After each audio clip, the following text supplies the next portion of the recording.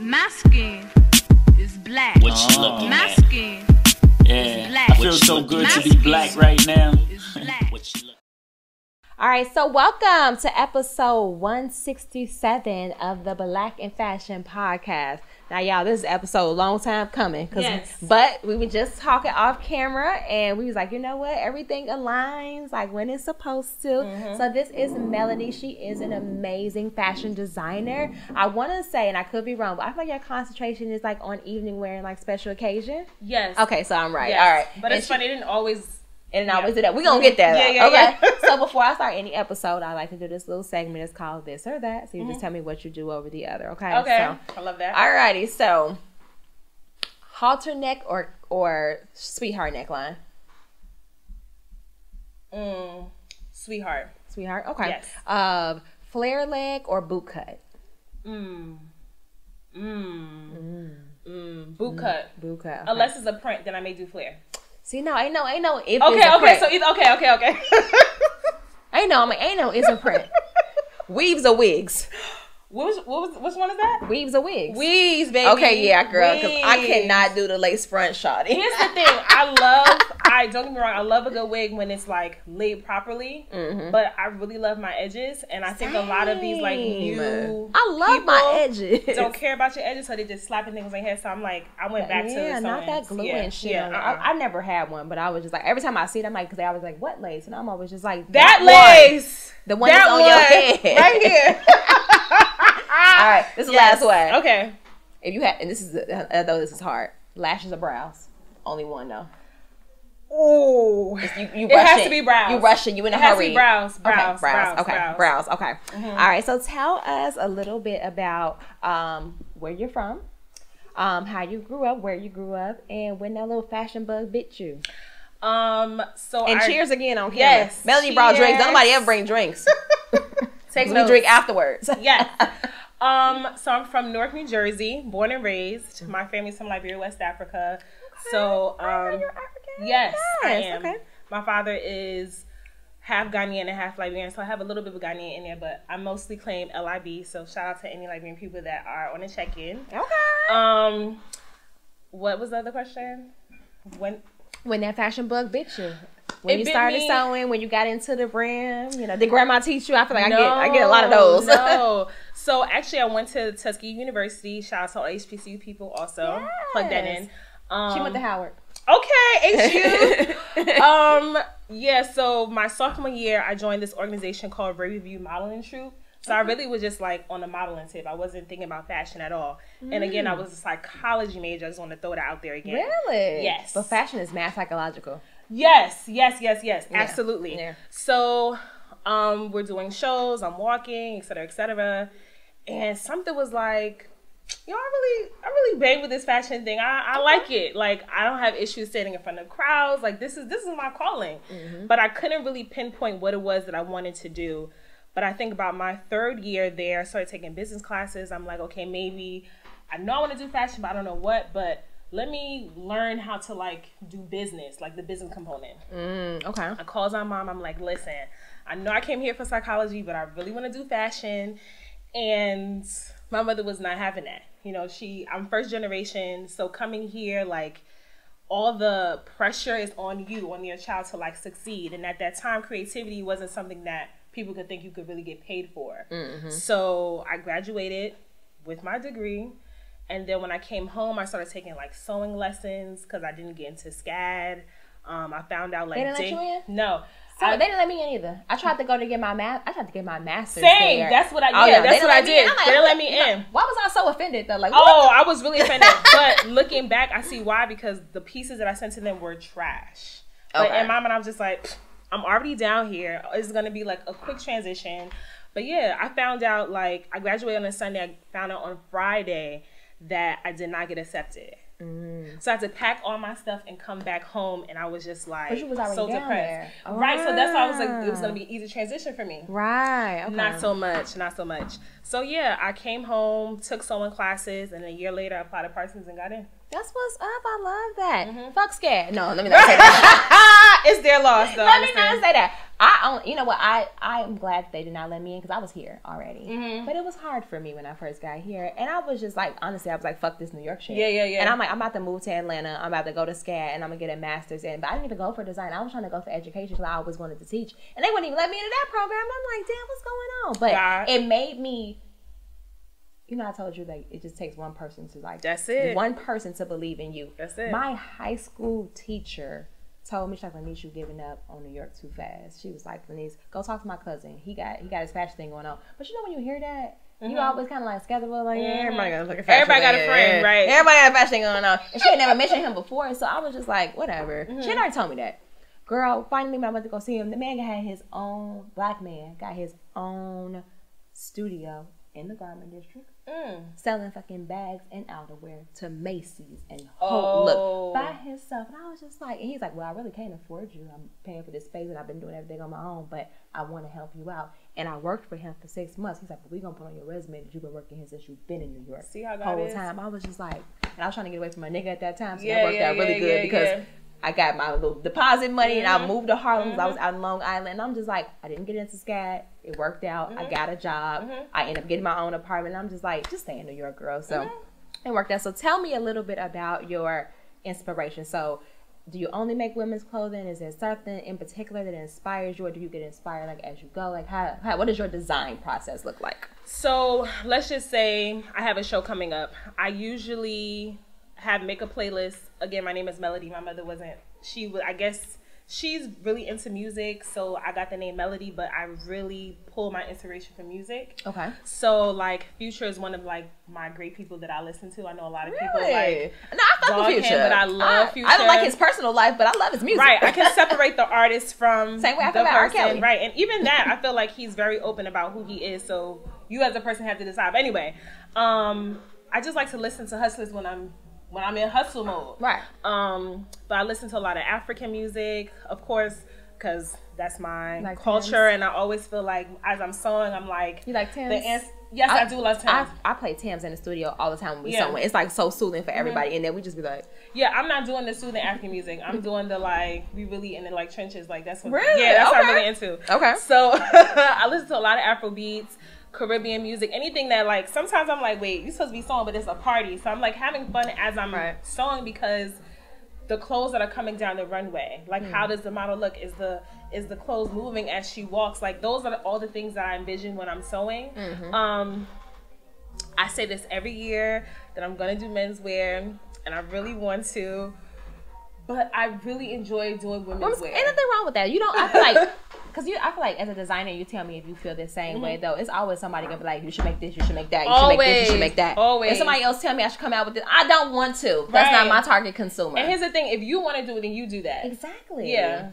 Yeah. So what do you do, like, when you're in a situation, because you do a lot of custom, right? What do you do, and, like, what is your process? Because, you know, I feel like the custom wear designer world, it can be so crazy. And then sometimes it's really, really hard to please people, but also you might get a picture or image of something. They ain't got that body type. And then you're looking at a fabric and you're guessing what it might be because at the end of the day, it's a picture. How do you navigate through, like, trying to create something from a photo as inspiration, and then, I don't know if you ever had a situation where someone put it on and they weren't happy, or they were just like, this is like, well, you don't look like them. Have you ever had anything like that? So I try to be very upfront, like, once we start the design process. And a lot of the times when people ask me to make something, I let them know, like, I only make things that I design. So if you haven't seen it in my portfolio, then I'm not going to make it. I'll hear that. And a lot of the times you can, like, I mean, maybe because we're privy to that information because we are designers, but it's like most people tag who the designer is. So just go directly to the, you know, the designer and let them make it for you, because I feel like it's so disrespectful to... I see your design and now I'm going to put my spin on it. It's like, no, like, make your own thing. Right. So I very, very, very, I'm just like, I'm custom. This is what you see is what you get. Okay. And also, like, as a woman, you want your customer or your friends or whoever to feel comfortable with what they have on. Absolutely. So I would let them know, like, I don't think that would work, or maybe let's try something else. But I'm very upfront because I don't want that at the end that you were expecting something and it looks totally different. True. Okay. Yeah. Okay. But custom is a beast. I can, girl. It really is. I've been out that world for a couple of years now. I don't. The last custom piece I think I made was in 2016. Outside, my mom asked me to make her tracksuit a couple months ago, and my sister asked me to make her a coat, which it took me into 2024 to make anything for my mother and my sister. Okay, so I don't make shit for my family because they don't like to pay. It's not for me. It's not about the paying, but I feel like it's a extra pressure, and my mother always gets upset. It's like, girl, I love you, like I would make things for you, but it's just that if I'm in like design mode or creative mode, like I want to be in there. But when you do custom, it's just like almost feels like people like I don't have that with all customers, but some customers, they almost feel like they own you once they pay the deposit and once they put that money down. Who you like, telling? If I say that it's going to take 4 to 6, well, how long it's going to take, I'm going to do that. But when it's like, oh, so how's it going and what are you doing and blah blah blah, it's just like you ain't my only customer, and it goes past like professionalism. It's almost like, gotcha. So yeah. I got 2 ways for you to combat that though. For me, first of all, I'm pretty sure you have a contract in place or whatever. I not only have a contract, I have a client handbook. The client handbook says how I work, and they have to acknowledge and sign that to me. Then I don't work after these hours between these times. If you want to update on your project, you can go view your timeline inside of the portal because I update them every 2 weeks. So it's like I used to get those or whatever, but I kept going through and I feel like in business, as we go through all these different emotional things that irritate the shit out of us, we get to a space where we make our stuff work for us. I very rarely get emails like, oh, what's going on? What's happening? Check your timeline. And then when I do get one, check your timeline. But I use HoneyBook. And HoneyBook puts it in. And even if when the timeline is wrong or I forget to update it, I go in there, update it, like, check its timeline. I mean, as I was driving here, somebody commented in the pictures like, oh, I just DM'd you. Or I just emailed you. Oh, and I don't do DMs. And it's just like, I think also because social media, you feel like you're so accessible to people, so they feel like they could just like reach out to you and whatever, and that's cool. But at the end of the day, like, you don't know what headspace that person is in. A lot of people don't know that I do have a 9 to 5. Like, I have a full-time position that's outside of fashion, and then I have my fashion job or career that is also full-time. Right. So I can't always be like at your beck and call. Yeah. Right. Parameters. So I would do like a client hand, but like this is how, because I think one thing I learned in retail management was training your customers. This is something my district manager used to say to me. She was like, you got to train people how to work with you sometimes. And I think that's how I got into that space of being like, okay, let me figure out what's going to work best for like my lifestyle and what I like. And I know when you a one-woman show, girl, you be ready to pull your hair out sometimes, like, oh, people leave me alone. But I've also learned how to check people in the most respectful way. A girl hit me up today and started asking me about a piece or whatever on my personal page. I said, hey, please keep all inquiries to the LC page via email. Do not bring, I didn't say it like that, but I was just like, I do not accept personal inquiries on my personal page. Why are you over here? And Maddie, the girl that has been asking me multiple questions for about a year now. Everything you need to know is on the website. Invoice, it'll be like, hello, is anyone there? This girl, and I think it's kind of crazy. This girl even asked me to help her fundraise so that she can work with me. And I was just like, baby, what do you mean by that? Asked me to help her with her GoFundMe. GoFundMe. So work with you. She asked me. She said, "Can you help me set up a GoFundMe? Can't you help yourself set up a GoFundMe?" Like, I'm not no expert at fundraising. Like, it'd be like the request be wild, crazy, and respectfully, ma'am. I'm sorry. I got this little one-liner. Sorry, I don't cover that rim of services. Oh, I like and that's that. it. I don't cover that realm of service. Or when my sister told me, like, when your friends and your family tried to tell you what you should be designing, oh, I'm sorry, that doesn't currently fit with what my mission is. That doesn't fit with my mission. Like, simple, like one-liners or whatever. Because you get into this mindset, you was really sitting about thinking about doing a men's wear line because people have said it to you over and over. But if it's not there, it's just not there. And I've done pieces for like weddings and things like that, and I really do. Eventually, I will get into menswear because I love men fashion. I love the tailoring of it. I just love how suits fit them. It's just chef's kiss. But right now, as I'm sewing everything, I feel like I just want to stick to just women's wear. Gotcha. That makes sense. That makes sense. So far in your career, what has been your favorite project?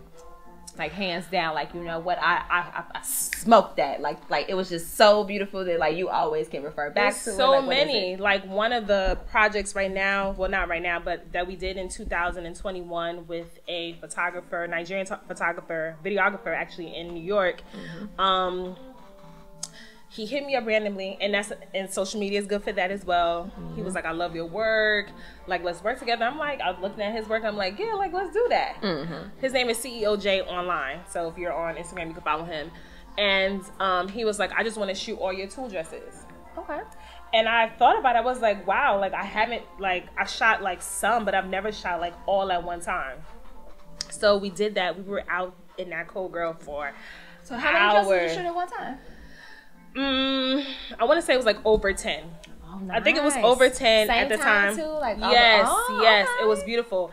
And now it's at the New York Museum of Art. Congratulations! Thank on you. That. I So, love that for you. Thank you. So the 3 pieces that are in the exhibition, and then like they have the video of it. So it's funny. We were just talking about that today. I'm just like, how funny is God? Like 3 years ago, we had no idea that this would even like be a thing. Yeah. So that's what's up. That was what would fun. you say has been the biggest struggle for you being a Black designer in this industry? I think the struggle is opportunity. Okay. Like, I feel like that. a lot of us have to make our own opportunity. You literally just said that. Other races, you know, oh, my friend is, you know, friends with somebody from J. Crew, or, you know, we go to the Hamptons or something. Like, they know there's somebody that they know. I said, take us to the Hampton with them. Yeah, but there's like our other counterparts have people that they know and that can plug them in. And a lot of the times when it comes to us, sometimes I feel that it's like, we always say like, oh, you know, Black women this and Black women that. And Black women do support Black women. I'm not saying that we don't. But sometimes it's like, if I get in the room, then I'm going to be in the room by myself. I'm not going to bring somebody else with me that looks like me. And some of us do that and some of us don't. But I think opportunity has been an issue sometimes. Okay. Funding is another thing. I thank God that we're having like, you know, more conversation about, you know, funding Black women and how Black women are the highest But are you entrepreneurs. seeing executions from all those conversations? Are you seeing any execution from those conversations? Because the conversation's already out there. We need this, we need that. But are you reaping any benefits from these conversations? Like, have you actually gotten anything from these conversations? Like, some of it, I'm not gonna lie to you, some of it I feel is slightly fluffed.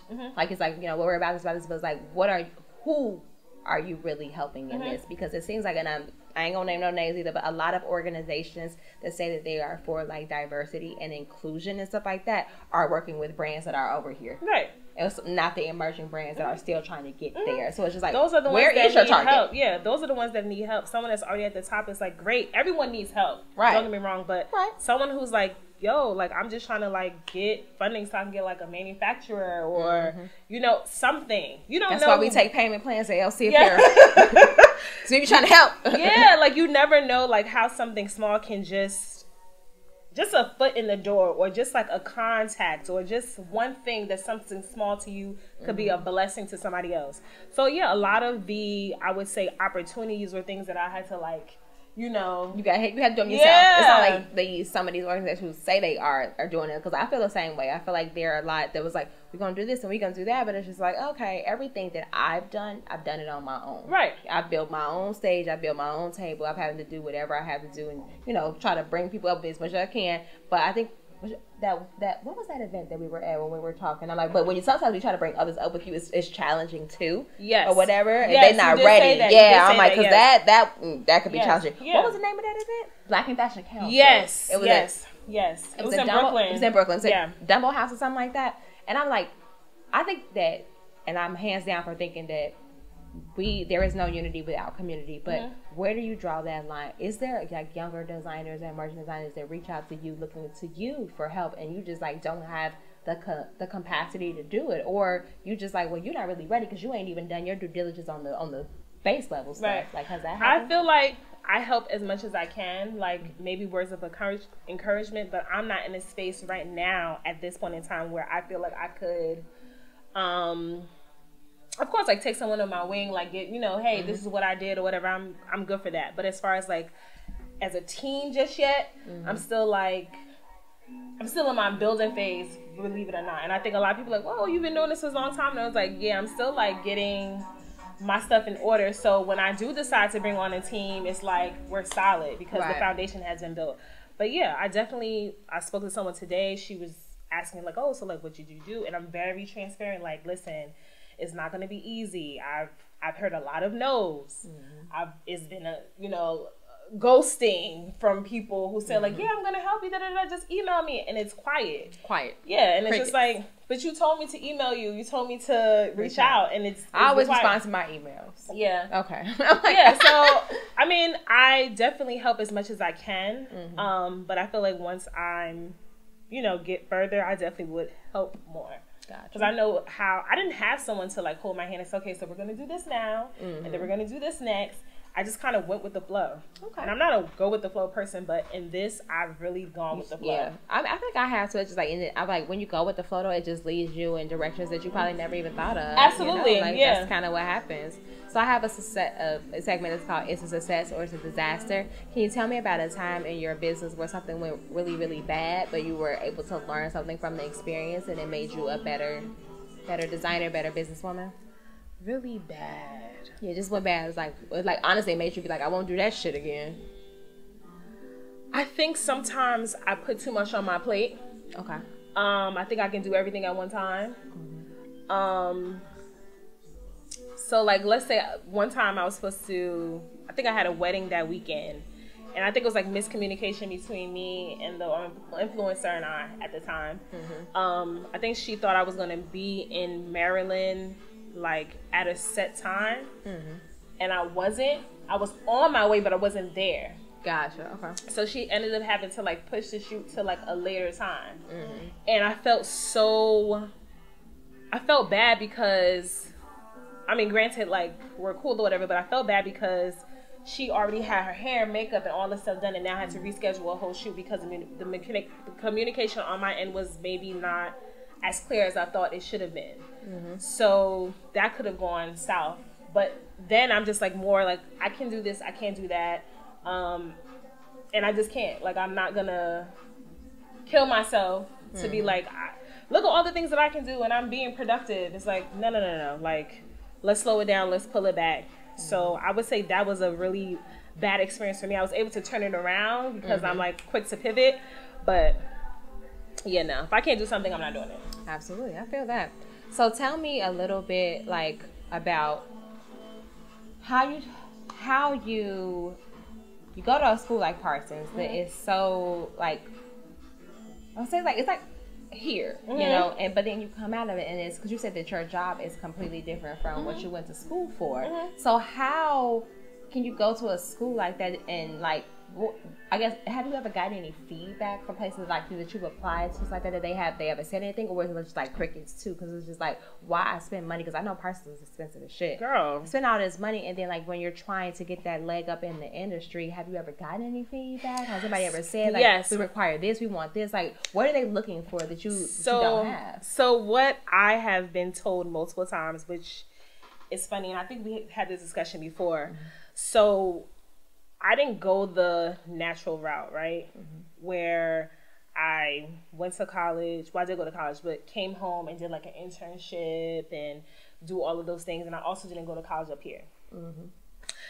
So I was told that you have to start from the bottom. And I'm like, okay. And what does the bottom look like?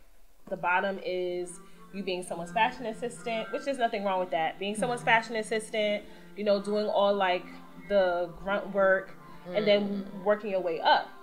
However, not when you got grown woman bills. But wait, that's what I'm getting to, right? Yeah. So graduating from Tuskegee, coming home, had no game plan because my whole thing was I was going to SCAD. In my opinion, what I did was I still worked a shitty job, but I was going to fashion. You ain't gonna be able to. I'm like, it is loud out there. You ain't gonna be able to hear it on the thing, but it's still just like, yes, damn. Yes. It's a party that's going on out there, I think. Okay, I'm like, damn. Okay. Music release or something like that. So I was working at a job. I was getting paid like $10.50 an hour. This was in 2011. But I still was going to a fashion school in Newark. A lady who graduated from FIT had a school, a sewing school there. So I would go to school there. And a year later, I applied to Parsons. But at the same time, it's like I don't come from this super rich family. So it's like, oh yeah, girl, like go ahead, go do the internship, and we're gonna give you money, and it's gonna be great. It's like, no, like, you have this car, you have responsibilities, like, you have to pay for things. So that was the route that I did, and even when I got into Parsons, the money still wasn't there, but it was all by faith, by me going to school. And I would leave, and I would leave Trenton, New Jersey, which is like South Jersey. So you're leaving South Jersey, was like 2 hours from New York. I would leave there, go to school, from school, stay, you know, have class, wouldn't get back home till like almost 11, 12 o'clock because I'm taking, so it's like when you're saying someone's bottom, like everyone's bottom doesn't look the same. Everyone's hustle doesn't look the same. And even when I wasn't in school, I still was sewing. I still was, you know, doing fashion shows and all these things. So everyone's journey and story doesn't look the same. And just because my story or my scars don't look like yours doesn't mean that I didn't hustle to get to where I'm at. Right. So why should you have to go backwards? Right. So, and it's not even backwards because I said it's not, I'm humble enough to be like, I can learn from a situation. I am. But you can't negate all of the great things that's happened to me without me going that route. Like my clothes now are in a museum. Right. And I didn't start from the bottom like the way that you're stating that I should have. So that's true. You know what I mean? No, so, absolutely. Yeah. When I moved here, I had to take that step back too, because when I left Chicago, I was already a store manager. So I was already at 60 or 70K. But then coming here, and the crazy thing is like, I couldn't get a store manager role here. And then my store at the time where I was working, I didn't have a store here. So like I could transfer. I worked for Akira, Chicago. And I did. I had to go be a production assistant, make up significantly less, but pay like way more in rent, which I supplemented that income with like making prom dresses and custom and stuff like that. But I worked my ass off and I was tired as fuck. But I figured out a system to this shit. They don't check shit. Yeah, you told me that. They don't check shit. When I tell you told me that. I was like, I started just staying at places for like 3 months. 3 months, taking all the little programs that we doing and stuff like that, putting it on my resume. I literally went from a production assistant to a production manager girl in like a year. So I was able to do it, but it's because I lied. I lied heavy on my resume, like, well, I was here all this time, because it don't take a fucking year anyway. You may have lied, but you had the work ethic to back it up. Right? I'm just like, I mean, I don't have to do something for a year to know how to do it. I can do something for a month and I can figure it out. And then some jobs I just combine together. And I was just like, well, I'm going to just knock that off my resume because I was only there for like 30 days, but I'm going to put all the job functions that I did for those 30 days underneath this job or whatever. And that's all I did was, so I was like, I can't stay at the bottom that long when I had some grown women, because I've always lived alone. I'm like, I ain't about to do that shit. Like, listen, I'm not doing it. Some of us don't have sugar daddies and rich family members and all of that. Some of us really come from humble belongings, humble beginnings. So it's really hustle. But again, everyone's hustle is gonna look different. Everyone's story is gonna look different. But you cannot take away from somebody because it doesn't look like yours. Yeah. So I would say, if you need to, go ahead and work somewhere for like 30 days and then quit and just say you've been there for you. If you gotta do, you gotta do what you gotta do. I did a whole episode on that. I literally looked right into the camera. I'm like, lie. Do what you gotta do to climb up, because a lot of those people that's in high positions, I know they lied, because some of my bosses was dumb as shit. Or somebody that knows somebody. Yeah, I had so many bosses that were slow though. I'm just like, now how you get this job? And then you be doing their job for them too or whatever. So I'm just like, oh no, either they knew somebody or they did the same thing I did. They lied on their resume. So I actually knew what I was doing when I got here. So makes sense. And you know, as a black woman, you have to work 10 times as hard just to prove it. So yeah. Yeah. Yep. I never folded. I always was myself too. Like, I ain't conform or nothing. I was, girl, you know, in production, it'd be one black girl. I was one black girl. No white girls, girl, Asians. Because they want you to speak Mandarin these days. I never spoke Mandarin, but I know how to run a production. Like, I just always thought that was weird. Do you see that a lot on Yes. Like, they want you to speak. You don't need to know how to speak fucking Mandarin to do production, but I see that all the time. I'm just like, why does that even matter? Like, you can do overseas manufacturing without speaking Mandarin. So nowadays, I just write yes. I swear to God. When I was like, when LC wasn't doing that well, and I'm like, I need to go get a job. They say you speak Mandarin. Yep. Whatever you need me to say. I speak Cantonese. I speak Mandarin. Now, when they ask me that shit, Google Translate gonna be right here. Like, what the fuck did that say? All right, let me fix this. So before we wrap up, can you tell me? I have a segment called "It's a Muse." So if you want to just throw out a mantra, an affirmation, anything that you just would want to inspire someone else, or just want like another like designer on the rise to know, that kept kind of like pushing you forward. Keep God first. And I know that may sound cliche, but it's those words short and sweet, but it's so much power behind that. Keep God first. You know, he's your business partner. I remember one day I went to a prayer service at church, and I was just talking to this lady, and she was like, consult with God. He's your business partner. And when she said that, I was like, girl, yes, I love that. So people aren't always going to God is your business partner. Believe in your craft or understand your passion, but you just have to believe in yourself and just bet on yourself. I mean, you could never lose when you bet on you. You right? I know that's right. All right, so if you just want to throw out all your social media handles, if there's any events that you have coming up, girl, spell out the address to the museum. In Newark. Yes. Where they can go and view your items as well. So the Newark Museum of Art, how long is it going to be? It's from February 21st to June 2nd. Yeah. I'm really excited. I'm like, this is the longest. First of all, this is the first opportunity that biggest opportunity so far in my career, and I'm just like still gagging about it. So you can go Monday through Saturday. It's open. I actually do have a fashion show coming up at the North Museum on March 21st. Yes. So if you go on their website, you could be able to click the Eventbrite, and all the information is up there. But all that information is going to be in the show notes as well. Yes. So you can just click from here. Yes, perfect. I'm RR Fashionista. I've had that name since college, and I've just kept it. So 2 R's, Fashionista, 1 word. Everything Rrouge, 2 R's. And everything in 2rsandrouge.com. Love that. Well, thank you so much for joining me. Thank you for for having me. As I always say, y'all, stay black. Peace out. Period. Thank you.